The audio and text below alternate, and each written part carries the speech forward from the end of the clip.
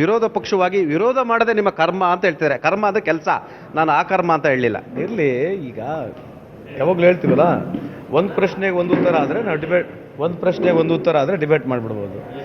ಈಗ ಇವೆಲ್ಲ ಹೇಳಿರ್ತಕ್ಕಂಥ ಜನರಲ್ ಥಿಂಗ್ಸ್ ಇವು. ಡಿಜಿಟಲ್ ಇಂಡಿಯಾದ ಯಾವ ಬಡವ್ರಿಗೆ ಅನುಕೂಲ ಆಗೋದಲ್ಲ. ನಿರ್ಮಲಾ ಸೀತಾರಾಮನವರು ಫೈನಾನ್ಸ್ ಮಿನಿಸ್ಟರ್ ಆಗಿ ಬಡ್ಜೆಟ್ ಮಂಡನೆ ಮಾಡೋಕ್ಕಲ್ಲಿಗೆ ಒಂದಿನ ಮುಂಚೆ ನಾವು ಈ ದೇಶದಲ್ಲಿ 3 ಕೋಟಿ ಮನೆ ಕಟ್ಟಿದ್ದೀವಿ ಅಂತ ಹೇಳಿದ್ರು. ಯಾರು? ನಿರ್ಮಲಾ ಸೀತಾರಾಮನ್. ನಮ್ಮ ಪ್ರಧಾನಮಂತ್ರಿಯವರು ಬಂದು ಒಂದೇ ದಿನ ಆಯ್ತು, ನೆಕ್ಸ್ಟ್ ದಿನಕ್ಕೆ 24 ದಿವಸ 1 ಕೋಟಿ ಮನೆ ಜಾಸ್ತಿ ಆಯಿತು. ಇಂತೂ ಅವರು ಮಾತಾಡೋದಿಲ್ಲ. 3 ಕೋಟಿ ಮನೆ, 4 ಕೋಟಿ ಮನೆ. ನೀವು ನಾಳೆ ನಿಮ್ಮ ಯಾವ್ದು ಇದೆ ಇವತ್ತೇ ಬೇಕಾದ ಜೊತೆ ಹೋಗ್ಬಿಡೋಣ, ಹಳ್ಳಿಗಳು ಅದನ್ನು ಚೂಸ್ ಮಾಡ್ರಿ. ಯಾವ ಹಳ್ಳಿಗಳಿಗೆ ಎಲ್ಲಿ ಮನೆ ಬಂದು ಅಂತ ಕೇಳ್ಕೊಂಬಂದ್ಬಿಡಿ. ಇದೇ ಇವ್ರ ಸರ್ಕಾರದ 4 ವರ್ಷ ಆಯಿತು, ಒಂದು ಮನೆ ಬಂದಿಲ್ಲ. ನಮ್ಮ ಸರ್ಕಾರ ಪ್ರಾರಂಭ ಆಗೈತೆ, ನಾವಿನ್ನ ಮನೆ ಕೊಡೋಕ್ಕಾಗಿಲ್ಲ. ಸುಳ್ಳು ಹೇಳ್ಬಾರ್ದು, ನಾವು ರೂರಲ್ನ ಮನೆಗಳು ಕೊಡೋಕ್ಕಾಗಿಲ್ಲ. ವಾಸ್ತುನ ಹೇಳ್ಬೇಕು, ಸುಮ್ಮನೆ ನಂಬರ್ಸ್ಗಳು ಹೊಸೆದ್ರೆ ನಂಬರ್ 1, ನಂಬರ್ 2. ಇವತ್ತು ಹೇಳಿದ್ರು ನಾವು ಅಧಿಕಾರಕ್ಕೆ ಬಂದು ಭಾಳ ಅಧಿಕರಣ ಆಯಿತು, ಹಂಗಾಯ್ತು ಹಿಂಗಾಯ್ತು.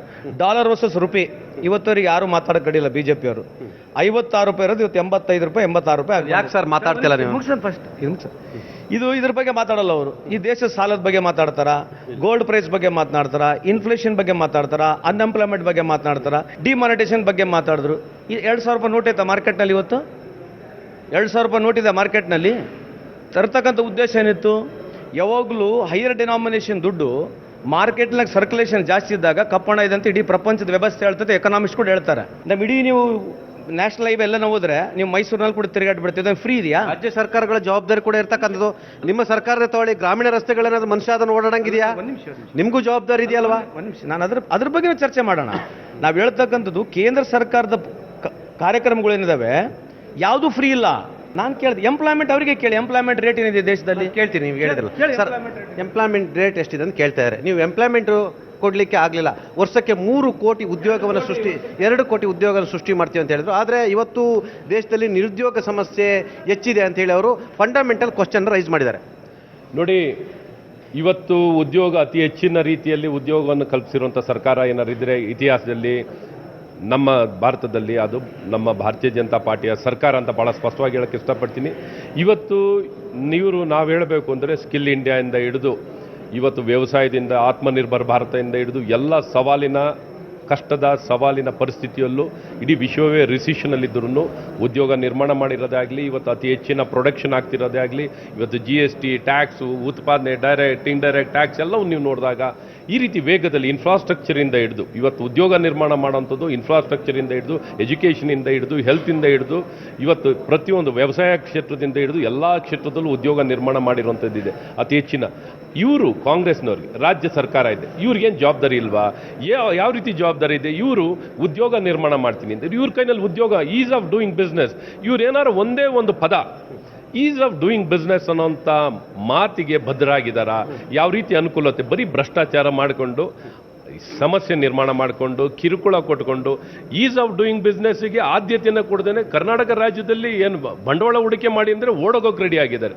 ಆ ರೀತಿ ಇವತ್ತು ಬಂಡವಾಳ ಹೂಡಿಕೆನಲ್ಲಾಗಲಿ ಕೆಳಸ್ಥಾನ ಸರ್ವರಿಗೂ ಉದ್ಯೋಗ ನಮ್ಮ ಸರ್ಕಾರ ನಾನು ಮಾತಾಡ್ತೀನಿ, ನಾನು ನಿಮ್ಮ ಹತ್ರ ಮಾತಾಡ್ತೀನಿ. ಸರ್ವರಿಗೂ ಉದ್ಯೋಗ ಕೊಡೋಕ್ಕೆ ನಾವು ಸರ್ವರಿಗೂ ಉದ್ಯೋಗ ಅಂತ ಹೇಳಿ ಸರ್ವರಿಗೂ ಉದ್ಯೋಗ ಕೊಟ್ರ ಸರ್? ಕೊಟ್ಟಿದ್ದೀವಿ. ಎಷ್ಟು ಕೊಟ್ಟಿದ್ದೀರಾ? ಎಲ್ಲರಿಗೂ ಕೊಡಿಸ್ತು ಹೋಗಿದ್ದೀವಿ.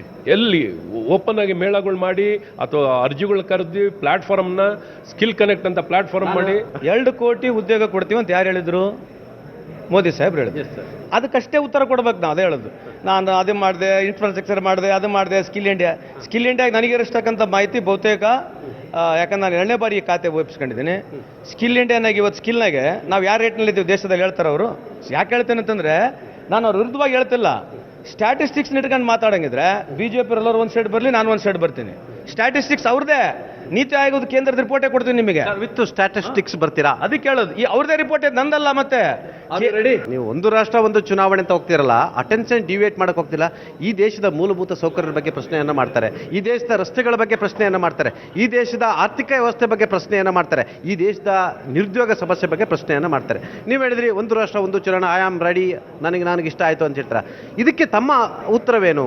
ಈಗ ನೀವು ಹೇಳ್ದಂಗೆ ಸಮಸ್ಯೆಗಳು ಹಲವಾರಿದೆ, ಸಮಸ್ಯೆಗಳಿದ್ದೇ ಇರ್ತದೆ. ಸಮಸ್ಯೆಗಳಿರೋದಕ್ಕೋಸ್ಕರನೇ ನಮ್ಮಂಥವರು ಚುನಾಯಿತರಾಗಿ ಇಲ್ಲಿ ಬಂದು ಯಾವ ಸಮಸ್ಯೆಗಳನ್ನ ನಾವು ಪರಿಹಾರ ಮಾಡಬೇಕು ಅದ್ರ ಬಗ್ಗೆ ಮಾಡ್ತೇವೆ. ಆದರೆ ಏನೀಗ ಕೇಂದ್ರ ಸರ್ಕಾರ ಇರ್ಬೋದು, ರಾಜ್ಯ ಸರ್ಕಾರ ಇರ್ಬೋದು, ನಮ್ಮೆಲ್ಲರ ಹೊಣೆಗಾರಿಕೆ ಇದೆ. ಈ ನಿರುದ್ಯೋಗ ನಿರ್ವಹಣೆ ಮಾಡಬೇಕಾಗಿರೋಂಥದ್ದು ನಮ್ಗಳು ಜವಾಬ್ದಾರಿಗಳು ಇದೆ. ಈಗ ಲೋಕಲಲ್ಲಿ ಏನೇನು ಮಾಡಬೇಕು ಅದ್ರ ಬಗ್ಗೆನೂ ಮಾಡಬೇಕಾಯ್ತದೆ.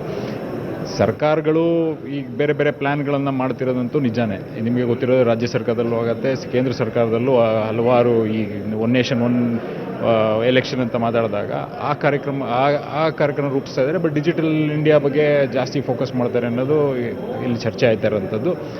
ಆ್ಯಕ್ಚುಯಲ್ ಇಶ್ಯೂಸ್ ಬಗ್ಗೆ ಚರ್ಚೆ ಆಗ್ತಾ ಇಲ್ಲ, ಡಿಬೇಟ್ ಮಾಡ್ತಾ ಇದ್ದಾರೆ ಅನ್ನೋದು. ಆಕ್ಚುಯಲ್ ಇಶ್ಯೂಸ್ ಬಗ್ಗೆ ಚರ್ಚೆ ಆಗ್ತಿಲ್ಲ, ಡಿಬೇಟ್ ಮಾಡ್ತಿದ್ದಾರೆ, ಅದಕ್ಕಾಗಿ ಇದನ್ನೆಲ್ಲ ತಂದಿದ್ದಾರೆ ಅಂತ ಹೇಳ್ತಾರೆ. ಆಕ್ಚುಯಲ್ ಇಶ್ಯೂಸ್ ಬಗ್ಗೆ ಚರ್ಚೆ ಮಾಡಿದ್ರೆ ಅವ್ರು ಚರ್ಚೆ ಕರೀತಾರೆ. ಅಶ್ವತ್ಥ ಹೇಳ್ತಾರೆ ರಾಜ್ಯ ಸಮಸ್ಯೆ ಬಗ್ಗೆ ನಾನು ಚರ್ಚೆ ಮಾಡ್ತೀನಿ ಅಂತಾರೆ. ಈಗ ಅದಕ್ಕೆ ಕಲೆಕ್ಟಿವ್ ರೆಸ್ಪಾನ್ಸಿಬಿಲಿಟಿ ಅಂತ ಏನಿದೆ, ಎಲ್ಲರದು ರೆಸ್ಪಾನ್ಸಿಬಿಲಿಟಿ. ರಾಜ್ಯ ಸರ್ಕಾರ, ಕೇಂದ್ರ ಸರ್ಕಾರ ಅಂತ ಹೇಳೋಕ್ಕಾಗಿಲ್ಲ. ಇಲ್ಲಿ ಎಲ್ಲರದು ಸೇರ್ಕೊಂಡು ಕೆಲಸ ಮಾಡಿದ್ರೆ ಮಾತ್ರ ಜನರಿಗೆ ನಾವೇನಾದ್ರೂ ನ್ಯಾಯ ಕೊಡಿಸ್ಕೊಳ್ಳೋದು. ಈಗ ಅವ್ರಾಗಲಿಲ್ಲ ಅಂತಂದ್ರೆ ಇಲ್ಲೂ ಮಾಡಬೇಕು, ಇಲ್ಲ ಆಗಿಲ್ಲ ಅಂದರೆ ಅಲ್ಲಿ ಮಾಡಬೇಕು, ಎಲ್ಲಾದರೂ ಮಾಡಲೇಬೇಕು. ನಾವು ನಿಜವಾಗ್ಲೂ ನಾವು ಮೆಜರ್ ಮಾಡಬೇಕಾಗಿರೋಂಥದ್ದು ಡಿಫ್ರೆನ್ಸ್ ಮಾಡ್ತಾ ಇದ್ದೀವ, ಜನರಿಗೆ ಕೆಲಸ ಕೊಡಿಸ್ತಾ ಇದ್ದೀವ, ಅದ್ರ ಬಗ್ಗೆ ಸ್ಕಿಲ್ ಡೆವಲಪ್ಮೆಂಟ್ಗೆ ಏನೇನು ಪ್ರೋಗ್ರಾಮ್ ಮಾಡಬೇಕು. ಕಲೆಕ್ಟಿವ್ ಈಗಾಗಲೇ ಎಷ್ಟೊಂದು ಪ್ರೋಗ್ರಾಮ್ಗಳು, ಪ್ರಾಜೆಕ್ಟ್ಗಳು ಇಂಪ್ಲಿಮೆಂಟ್ ಆಯ್ತಾರೆ. ಅರ್ಧ ಕೇಂದ್ರ ಸರ್ಕಾರ, ಅರ್ಧ ರಾಜ್ಯ ಸರ್ಕಾರ, ಆ ಥರದ್ದು ಮಾಡಬೇಕಾಯ್ತು ನಾವು. ಎಸ್ ಸರ್, ನಾನು ಚರ್ಚೆ ಮಾಡ್ತೀನಿ. ನಮ್ಮ ಜೊತೆ JDSನ ಯುವ ಶಾಸಕರಾಗಿರ್ತಕ್ಕಂಥ ಸಮೃದ್ಧಿ ಮಂಜಾತ್ರಿದ್ದಾರೆ. ಸಮೃದ್ಧಿ ಮಂಜಾತರು ಬಹಳಷ್ಟು ಸಮೃದ್ಧಿಯಾಗಿದ್ದಾರೆ, ಚಿನ್ನದ ಅಂಗಡಿ ಎಲ್ಲ ಇದೆ. ಒಂದು ರಾಷ್ಟ್ರ ಒಂದು ಚುನಾವಣೆ ಅನ್ನೋದು ಪ್ರಾದೇಶಿಕ ಪಕ್ಷಗಳಿಗೆ ಎಲ್ಲೊಂದು ಕಡೆ ಅಪೋಷಣ ತೆಗೆದುಕೊಳ್ಳುತ್ತೆ ಅನ್ನೋದು ರಾಜಕೀಯ ವಿಶ್ಲೇಷಕರ ಅಭಿಪ್ರಾಯ ಆಗಿರ್ತಕ್ಕಂಥದ್ದು.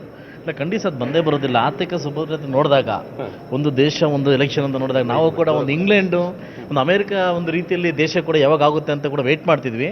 ಒಂದು ನೇಷನ್ ಒಂದು ಎಲೆಕ್ಷನ್ ಇವತ್ತು ಸ್ಥಳೀಯ ಚುನಾವಣೆಯಿಂದ ಹಿಡಿದು ಅಪ್ ಟು ನಮ್ಮ ರಾಜ್ಯ ಚುನಾವಣೆವರೆಗೂ ಒಂದೇ ದಿವಸ ನಡೆಯೋದ್ರಿಂದ ಆರ್ಥಿಕ ಸುಭದ್ರತೆ ನಮಗೆಲ್ಲ ಕಾಣುತ್ತೆ. ಜನಕ್ಕೆಲ್ಲ ತೊಂದರೆ ಆಗ್ದಂಗೆ ಇದು ಕಾಪಾಡುತ್ತೆ ಅಂತ ನಮ್ಮ ಅನಿಸಿಕೆ. ಯಾವುದೇ ಲೋಕಸಭೆಯಲ್ಲಿ ಬಹುಮತ ಬರ್ತಿಲ್ಲ ಅಂತ ಹೇಳಿದ್ರೆ ಅದು ಪ್ರಾದೇಶಿಕ ಪಕ್ಷಗಳ ಪಾರಪತ್ಯ ಕಾರಣಕ್ಕಾಗಿ. ಹಾಗಾಗಿ ನಿಮ್ಮಂಥವ್ರೆಲ್ಲ ಒಂದು ಕಡೆ ಒಂದೇ ಏಟಿಗೆ ಹೊಡೆದಾಕ್ಬಿಡ್ತಾರಾ? ಇಲ್ಲ, ಅದು ತಪ್ಪು ಮಾಹಿತಿ. ಏನಾಗಿದೆ ಅಂದರೆ ಈ ರಾಷ್ಟ್ರೀಯ ಪಕ್ಷಗಳು ಕಾಂಗ್ರೆಸ್ ಮತ್ತು BJP ಎರಡೂ ಪಕ್ಷ ಇದೆಯಲ್ಲ, ಈ ಚುನಾವಣೆ ಮುಗಿಸ್ಕೊಂಡು ಈ ಪ್ರಾದೇಶಿಕ ಪಕ್ಷ ಚುನಾವಣೆಗೆ ಕೈ ಹಾಕ್ತಾ ಇದ್ರು. ಈಗ ಕೈ ಹಾಕತಕ್ಕಂಥ ಪರಿಸ್ಥಿತಿ ಮತ್ತು ಟೈಮ್ ಇವ್ರಿಗೆ ಸಿಗಲ್ಲ. ಯಾಕೆ ಹೇಳಿ, ಒಂದೇ ನೇಷನ್ ಒಂದೇ ಎಲೆಕ್ಷನ್, ಅವರವ್ರ ಸಂಸಾರ ಅವ್ರು ನೋಡ್ಕೊಳ್ಳೋಕ್ಕೆ ಒಂದು ದೊಡ್ಡ ಪರಿಸ್ಥಿತಿ ಆಗ್ತದೆ. ಆಗ ಈ ಪ್ರಾದೇಶಿಕ ಪಕ್ಷ ಬೆಳೆದಕ್ಕೆ ತುಂಬ ಈಸಿ ಆಗ್ತದೆ ಅಂತ ನಮ್ಮ ಅನಿಸಿಕೆ. ಅಂದರೆ ಒಂದಷ್ಟು ಈಗ ಚುನಾವಣಾ ವೆಚ್ಚ ಕಡಿಮೆ ಆಗುತ್ತೆ ಅಂತ. ನಿಮಗೆ ಒಂದು ಲೋಕಸಭೆ ಚುನಾವಣೆಗೆ ಸುಮಾರು 60,000 ಕೋಟಿ ರೂಪಾಯಿ ಖರ್ಚಾಗುತ್ತೆ 2019 ಚುನಾವಣಾ ಆಯೋಗದ ಲೆಕ್ಕಾಚಾರದ ಪ್ರಕಾರ. ಬಹುಶಃ ಈಗ ಅದು ಪ್ರತಿ ವರ್ಷ 1,000 ಕೋಟಿ ಜಾಸ್ತಿ ಆಗ್ತಾನೆ ಹೋಗುತ್ತೆ. ಹಾಗಾಗಿ ಎಲ್ಲೊಂದು ಕಡೆ ಇಡೀ ದೇಶಕ್ಕೆ ಇದು ಒಂದಷ್ಟು ಚುನಾವಣಾ ವೆಚ್ಚವನ್ನು ಕಡಿಮೆ ಮಾಡ್ಬೋದು. ಆದರೆ ರಿಫಾರ್ಮ್ ತರಕ್ಕೆ ಸಾಧ್ಯ ಇಲ್ಲ ಅನ್ನೋ ಒಂದು ಚರ್ಚೆ ಆಗ್ತಿರ್ತಕ್ಕಂಥದ್ದು. ಇಲ್ಲ, ಖಂಡಿತ. ನಾನೊಂದಿಗೆ ಒಂದು ಹೇಳ್ತೀವಿ, ಒಬ್ಬ ಶಾಸಕನಾಗಿದ್ದೀನಿ, ಒಬ್ಬ MP ಇದ್ದಾರೆ, ಲೋಕಲ್ ಬಾಡಿ ಎಲೆಕ್ಷನ್ ಯಾರು ಇಲ್ಲ, TP ZP ಯಾರು ನಮ್ಮ ಹತ್ರ ಇಲ್ಲ. ಅದೇ ಒಂದು ಗುಂಪು ಅಂತ ಇದ್ದಾಗ ನಮ್ಗೊಂದು ಬಲ ಬರ್ತಕ್ಕಂಥ ಚಾನ್ಸ್ ಕೂಡ ಇರ್ತದೆ. ಇವಾಗ ನಮ್ಮಲ್ಲಿ ಗುಂಪಿಲ್ಲ. ಸೊ ಅದೇ ಒನ್ ನೇಷನ್ ಒನ್ ಎಲೆಕ್ಷನ್ ಬಂದ ನಮ್ಮಲ್ಲಿ ಗುಂಪು ತಯಾರಾಗುತ್ತೆ, ಖರ್ಚು ವೆಚ್ಚ ಕಮ್ಮಿ ಆಗುತ್ತೆ. ಈ MP ಗೊಂದು ಖರ್ಚು, MLA ಗೊಂದು ಖರ್ಚು, JP TP ಗೆಲ್ಲ ಖರ್ಚು, ಅವರವರ ಸಂಭಾವನೆಗಳನ್ನ ಅವ್ರು ಹಂಚ್ಕೊಂಡಾಗ ಬಹುಶಃ ಅದೆಲ್ಲ ಒಂದು ಕಡೆ ನಮ್ಗೆ ಈಸಿ ಆಗುತ್ತೆ, ಆರ್ಥಿಕ ಪದ್ಧತಿ ಕೂಡ ನಮ್ಗೆ ಈಸಿ ಆಗುತ್ತೆ ಅಂತ ನಮ್ಮ ಅನಿಸಿಕೆ ಆಗ್ತದೆ. ಎಲ್ಲ ಒಂದು ಕಡೆ ನೀವು ಈ ರಾಷ್ಟ್ರೀಯ ಪಕ್ಷಗಳ ಹೊಡೆತಕ್ಕೆ ಸಿಕ್ಕಿ ಆ ಸುಳಿಗೆ ಸಿಗ್ತೀರಾ ಅನ್ನೋ ಒಂದು ಆತಂಕ ಇಲ್ವಾ ನಿಮಗೆ? ಇಲ್ಲ, ಖಂಡಿತವಾಗ್ಲೂ ಅವರವರ ಸಂಸಾರ ಅವ್ರು ಗಟ್ಟಿ ಮಾಡ್ಕೊಂಡು ನಮ್ಮ ಸಂಸಾರ ಕೈ ಹಾಕಲ್ಲ ಅಂತ ಒಂದು ಗಟ್ಟಿ ಇದೆ. ಯಾಕೆ ಹೇಳಿ, ಈ ರಾಷ್ಟ್ರೀಯ ಪಕ್ಷಗಳು ಅವ್ರ ಎಲೆಕ್ಷನ್ ಗೆದ್ದಿರ್ತಾರೆ. ಯಾರು ಈ ಪ್ರಾದೇಶಿಕ ಪಕ್ಷ ಒಂದೊಂದು ಎಲೆಕ್ಷನ್ ಗೆಲ್ಲಕ್ಕೆ ಎಲ್ಲ ಬಂದು ಕೈ ಹಾಕ್ತಾರೆ. ಈಗ ಬಹುಶಃ ಅದು ಇಲ್ಲಿ ತಪ್ಪುತ್ತೆ ಅನ್ನೋದು ನನ್ನ ಅನಿಸಿಕೆ ಆಗ್ತದೆ. ನಾನು ಅಶ್ವತ್ಥ ನಾರಾಯಣರವ್ರ ನಾನು ಮಾತನಾಡ್ತೀನಿ. ಅಶ್ವತ್ಥ ನಾರಾಯಣರವರೇ, ಈಗ ಅವ್ರು ಹೇಳಿದರು ಸ್ಥಳೀಯ ಸಮಸ್ಯೆಗಳು ಭಾಳಷ್ಟು ಇದೆ ಅಂತ ಹೇಳಿದರು. ಸಮಸ್ಯೆಗಳು ಬಗೆಹರಿಬೇಕಾಗಿದೆ, ಅವು ಕೆಲವು ಅಲ್ಲಲ್ಲಿ ಕಂಡುಕೊಳ್ಬೇಕು. ಅದಕ್ಕೆ ಒಂದು ಮಾತನ್ನು ಹೇಳಿದ್ರು, ಎಲ್ಲರೂ ಅದು ಕೇಂದ್ರ ಸರ್ಕಾರ ಇರ್ಬೋದು, ರಾಜ್ಯ ಸರ್ಕಾರ ಇರ್ಬೋದು, ಒಟ್ಟಾಗಿ ಈ ಸಮಸ್ಯೆಗಳನ್ನು ಬಗೆಹರಿಸ್ಕೋಬೇಕು ಅನ್ನೋ ಮಾತನ್ನು ಹೇಳಿದರು. ನಮಗೆ ಸಂತೋಷ್ ಲಾಡ್ರವರು ಮೋದಿ ಸಾಹೇಬರು ಅಂತಾರೆ, ಕೇಂದ್ರ ಸರ್ಕಾರ ಅಂತಾರೆ. ಅವ್ರು ರಾಜ್ಯ ಸರ್ಕಾರದ ಮಾತಾಡಿ ಅಂತ ಹೇಳಿದ್ರೆ ಸ್ಟ್ಯಾಟಿಸ್ಟಿಕ್ಸ್ ತಗೊಬನ್ನಿ ಅಂತಾರೆ. ಈಗ ಏನು ಮಾಡೋಣ? ಈಗ ನೀವೇನು ಮಾಡ್ತೀರಾ? ನೋಡಿ, ಭಾಳ ಮುಖ್ಯವಾಗಿ ಈ ದಿಕ್ಕಲ್ಲಿ ನಾವು ಪರಿಹಾರದ ಭಾಗವಾಗಿರಬೇಕು. ಒಂದು, ಸರ್ಕಾರನೂ ಬಹಳ ಜವಾಬ್ದಾರಿಯುತವಾಗಿ ನಾವು ಕಾರ್ಯನಿರ್ವಹಿಸುವಂಥದ್ದಾಗಬೇಕು. ಅದ್ರ ಜೊತೆಯಲ್ಲೇ ಒಬ್ಬ ವ್ಯಕ್ತಿನೂ ನಾವು ಒಂದು ಪರಿಹಾರ ಭಾಗವಾಗಿರೋಕ್ಕೆ ಮನವರಿಕೆ, ತಿಳುವಳಿಕೆ ಕೊಡುವಂಥದ್ದಾಗಬೇಕು. ಈ ದಿಕ್ಕಿನಲ್ಲಿ ರಿಯಲೈಸೇಷನ್ ಆಗಬೇಕು. ಯಾಕೆಂದರೆ ಬರೀ ಬ್ಲೇಮ್ ಗೇಮ್ನಲ್ಲೇ ಇದ್ದರೆ ನಾವು ಆಗಲ್ಲ. ಹಾಗಾಗಿ ಈ ದಿಕ್ಕಲ್ಲಿ ಇವತ್ತು ಶಿಕ್ಷಣ ಪದ್ಧತಿನೂ ಬಹಳಷ್ಟು ಸುಧಾರಣೆಯನ್ನು ತರಬೇಕು. ಅವನು ಮನವರಿಕೆ ಮಾಡಬೇಕು, ತಿಳುವಳಿಕೆ ಕೊಡಬೇಕು, ಹೇಗೆ ತನಗೆ ತಾನು ಸಹಾಯವನ್ನು ಮಾಡ್ಕೋಬೋದು ಅದನ್ನು ಕೊಡೋ ಮೂಲಕ, ಮತ್ತು ಪರಿಪೂರ್ಣ ವ್ಯಕ್ತಿತ್ವ ನಿರ್ಮಾಣ ಮಾಡಬೇಕು. ಮತ್ತು ಅದ್ರ ಜೊತೆಯಲ್ಲೇ ವ್ಯವಸ್ಥೆನೂ ಸರಳಗೊಳಿಸಬೇಕು. ಮಿನಿಮಮ್ ಗೌರ್ಮೆಂಟ್, ಮ್ಯಾಕ್ಸಿಮಮ್ ಗವರ್ನೆನ್ಸ್ ಅನ್ನುವಂಥ ವ್ಯವಸ್ಥೆಗಳು ತರಬೇಕು. ಮತ್ತು ಭ್ರಷ್ಟಾಚಾರ ನಿಯಂತ್ರಣ ಆಗಬೇಕು. ಸಂತೋಷ್ ಲಾಡ್ ಪ್ರಕಾರ ನೀವು ಏನೂ ಮಾಡಿಲ್ಲ ಅಂತ ಹೇಳ್ತಾರೆ, ನೀವು ಅದಕ್ಕೆ ಆನ್ಸರ್ ಮಾಡಿ. ಅವ್ರು ನೀವು ಏನು ಮಾಡಿದ್ದೀರ ಅಂತ ಕ್ವಶನ್ ಮಾಡ್ತಾರೆ. ಕೇಂದ್ರ ಸರ್ಕಾರದ ಮೇಲೆ ಪ್ರಶ್ನೆಯನ್ನು ಮಾಡ್ತಾರೆ, ನೀವೇನು ಮಾಡಿಲ್ಲ, ನಿರುದ್ಯೋಗ ಸಮಸ್ಯೆ ದಿನೇ ದಿನೇ ಜಾಸ್ತಿ ಆಗ್ತಾ ಇದೆ, ಮೂಲಭೂತ ಸಮಸ್ಯೆ ಜಾಸ್ತಿ ಆಗ್ತಿದೆ, ಟೋಲ್ ನೀವು ಕಟ್ತೀರಾ, ನಾನು ಕಟ್ತೀನಿ, ಅವರು ಕಟ್ತೀರಿ, ರಸ್ತೆ ಸರಿಯಾಗಿಲ್ಲ ಅಂತ ಕೇಳ್ತಿದ್ದಾರೆ. ನಾನು ನಿಮ್ಮ ಗ್ರಾಮೀಣ ರಸ್ತೆ ಬಗ್ಗೆ ನಾನು ಕೇಳಿದ್ರೆ ಮೊದಲು ಅವರು ಉತ್ತರ ಕೊಡಿ ಅಂತಿದ್ದಾರೆ. ನೋಡಿ, 1-2 ಕೆಲಸ ಅಲ್ಲ, ಎಲ್ಲ ಕಾಂಗ್ರೆಸ್ ಪಕ್ಷದವರು ಒಪ್ಕೋತಾರೆ.